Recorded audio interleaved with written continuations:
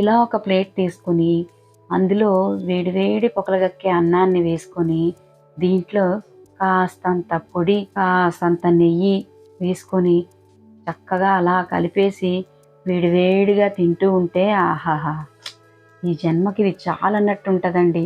అంత బాగుంటుంది. ఇంతకీ ఈ పొడి ఏంటో అనుకుంటున్నారా? హాయ్ నమస్తే, నేను మీ Sujatha. Welcome back to my channel Sai Priya recipes and blogs. Hi అండి, ఎలా ఉన్నారు? మీరందరూ బాగుండాలని మనస్ఫూర్తిగా కోరుకుంటున్నాను. అంతేకాదు మీరంతా కూడా నన్ను ఎప్పుడూ ఇలాగే సపోర్ట్ చేస్తూ ఉండాలని మరీ కోరుకుంటున్నాను.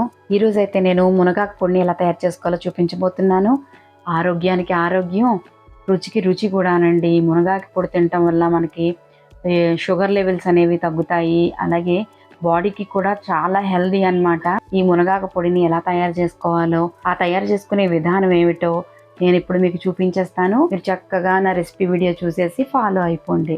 ఓకేనా? స్టార్ట్ చేద్దాం. మరైతే మునగాకు కొమ్మల్ని చెట్టు నుండి తెంపేసుకొని వాటిని ఒక బకెట్లో ముంచేసుకొని చక్కగా కడిగేసి ఒక 1 అవర్ పాటును ఒక క్లాత్ పైన కానీ లేదంటే ఒక చైర్ పైన కానీ బయట ఎండలో పడేయండి. అలా పడేసిన తర్వాత కొంచెం వాటర్ అంతా ఆవిరైపోయినట్లు అనిపిస్తుంది కదా, అప్పుడు చక్కగా ఆకునంతా ఇలా ఒలిచేసుకోండి. నేను వీడియోలో చూపిస్తున్నాను కదా, ఈ విధంగా ఆకును ఒలిచేసుకొని పక్కన పెట్టేసుకోండి. సో ఇప్పుడు ఒక స్టవ్ ఆన్ చేసుకొని స్టవ్ పైన ఇలా ఒక కళాయి పెట్టి వేడి చేసుకోండి. ఈ కళాయిలోని మునగాకును వేసుకోండి. నేనైతే ఈ గ్లాస్ తోటి 3 గ్లాసుల మునగాకు తీసుకున్నాను. నాకైతే కొలతతో పని లేదండి. మీరు ఫస్ట్ టైం చేస్తే మీరు కొంచెం కన్ఫ్యూజ్ అవుతారని చెప్పేసి నేను ఇలా కొలతతో చెప్తున్నాను. నేను మీకు వీడియోలో చూపిస్తున్నాను కదా, ఈ గ్లాస్తోని 3 గ్లాసుల మునగాకుని నేను తీసుకున్నాను అనమాట. సో ఇది సోల గ్లాస్ అంటారు, అంటే పావు గ్లాస్ తోటి 3 పావు గ్లాసుల మునగాకుని నేను తీసుకున్నాను అనమాట. ఇక్కడ నేను 2 బ్యాచ్లుగా 2 టైమ్స్ వేయిస్తున్నాను. ఎందుకంటే నా కళాయి చిన్నది కదా, ఎక్కువైపోతుంది ఆకు ఫ్రై చేయడానికి అవ్వదని చెప్పేసి. ఈ విధంగా చక్కగా సిమ్లోనే పెట్టుకొని స్టవ్ని ఫ్రై చేసుకోవాలన్నమాట. కొంచెం గోల్డ్ కలర్, కొంచెం ఇలాగా కలర్ చేంజ్ అవ్వాలి. ఇక వీడియోలో చూస్తున్నారు కదా, ఇదే పర్ఫెక్ట్ కలర్ అనమాట. ఈ కలర్ వచ్చే వరకు మీరు మునగాకుని సిమ్లోనే పెట్టేసుకొని ఫ్రై చేసేసుకొని పక్కకు తీసేసుకోండి.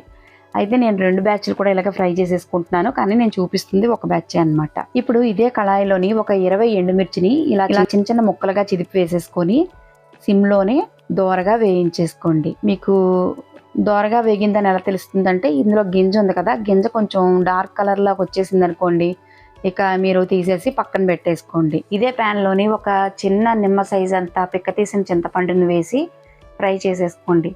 మనం ఈ చింతపండు అనేది తడిగా ఉండకూడదు అనమాట.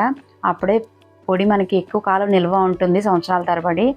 ఇలా వేయించి పక్కన పెట్టేసుకోండి. తర్వాత ఈ ప్యాన్లోని ఒక 4 టేబుల్ స్పూన్స్ ధనియాలు వేసుకొని దీంట్లోనే ఒక 4-5 చుక్కల ఆయిల్ వేసి దోరగా వేయించుకోండి.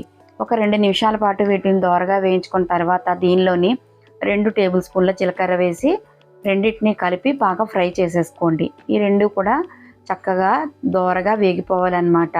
ఇలా ఫ్రై చేసుకున్న తర్వాత వీటిని తీసి పక్కన పెట్టేసుకోండి. మనం ఇక్కడ 4:2 రేషియో లాగా తీసుకుంటున్నాం అనమాట. సో ఇది గుర్తుపెట్టుకోండి.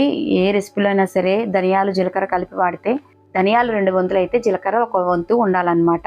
సో వీటిని కూడా తీసేసి పక్కన పెట్టేసుకోండి. ఇప్పుడు ఫైనల్గా ఈ కళాయిలోని ఒక 2 టేబుల్ స్పూన్ సాల్ట్ వేసి వేయించేసుకోండి. మీరు ప్రత్యేకంగా స్టవ్ ఆన్ చేయక్కర్లేదండి. స్టవ్ ఆఫ్ చేసేసి ఆ వేడిలోని ఈ సాల్ట్ వేసేస్తే కళాయిలోని అదే ఫ్రై అయిపోతుంది కొద్దిసేపు కలిపేస్తే. సో ఇలాగా వేయించుకున్న తర్వాత వీటన్నిటినీ కూడా బాగా ఫ్యాన్ కింద చల్లార్చేసుకోవాలన్నమాట. ఈ విధంగా చల్లార్చిన తర్వాత ఇలా ఒక మిక్సీ జార్ తీసుకొని ఈ మిక్సీ జార్లోని ఒక ప్రొసీజర్గా పద్ధతిగా 1 by 1 మనం వేయించుకున్న ఎండుమిర్చి, ధనియాలు, జీలకర్ర ఇవి 3 కూడా ఫస్ట్ గ్రైండ్ చేసుకోవాలన్నమాట. ఇలాగా బాగా పొడిలాగా కొట్టేసుకోవాలి. ఇప్పుడు ఈ పొడిలోని వేయించిన మునగాకు కూడా వేసేసుకొని మళ్ళీ గ్రైండ్ చేసేసుకోవాలి. ఇప్పుడు నెక్స్ట్ ఏంటంటే దీంట్లోని చింతపండు వేసి ఒకసారి ఒక 4-5 ట్రిప్లు గ్రైండ్ చేసేసుకోవాలన్నమాట. సో తర్వాత దీనిలోని వెల్లుల్లి రెబ్బలు, ఒక వెల్లుల్లిపాయని పై పొట్టు ఒకటే తీసుకోవాలి, మొత్తం తొక్కలు తీయొద్దు వెల్లుల్లిపాయకి. ఈ పొట్టొల్చుకున్న వెల్లుల్లి రెబ్బల్ని ఇందులో వేసి బాగా మిక్సీ పట్టేసుకోవాలి. అంటే దగ్గర ఒక 3-4 రౌండ్స్ మిక్సీ ఆడేసుకోండి. ఇలా మిక్సీ ఆడేసుకున్నాక దీనిలో లాస్ట్ అండ్ ఫైనల్ స్టెప్ అండి ఇది, సాల్ట్ వేసుకోవాలి. దీంట్లో ఫైనల్గా వేయించిన దాంట్లోని 1 టీ స్పూన్ సాల్ట్ వేసుకోండి చాలు. సరిపోతే మళ్ళీ వేసుకోండి, ఇంకా సరిపోకపోతే మళ్ళీ వేసుకోండి. అంతేగాని సాల్ట్ అంతా ఎక్కువ వేసేసి పొడి అనేది పాడు చేసుకోకండి. సాల్ట్ అనేది కొంచెం ఎక్స్ట్రా వేయించి పెట్టుకుంటే తప్పేం లేదు కదా. చూసారు కదా, మునగాకు అనేది రెడీ అయిపోయిందనమాట.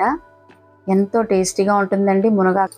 అంతేకాదు ఆరోగ్యానికి కూడా ఎంతో మంచిదన్నమాట ఈ మునగాకు. రోజు భోజనం చేసేటప్పుడు ఫస్ట్ ఒక ముద్దలోని కానీ 2 ముద్దల్లో కానీ ఇంత నెయ్యి వేసుకొని ఇంత మునగాకు వేసుకొని చక్కగా తిన్నారనుకోండి, మీకు ఆరోగ్యానికి ఆరోగ్యం, అలాగే రుచికి రుచి అన్నమాట. సో నా వీడియో మీకు నచ్చిందని అనుకుంటున్నాను. మరి నా వీడియో కనుక మీకు నచ్చితే, నా రెసిపీ మీకు నచ్చితే మీరు కూడా ఈ మునగాకు పొడిని చేసుకొని ఎలా వచ్చిందో నాకు కామెంట్ చేయండి. అంతేకాదు మరిన్ని వీడియోస్ చూడటానికి నా ఛానల్ని సబ్స్క్రైబ్ చేసుకోండి. మరొక వీడియోతో మళ్ళీ కలుద్దాం. అంతవరకు సెలవు, bye. Thank you for watching.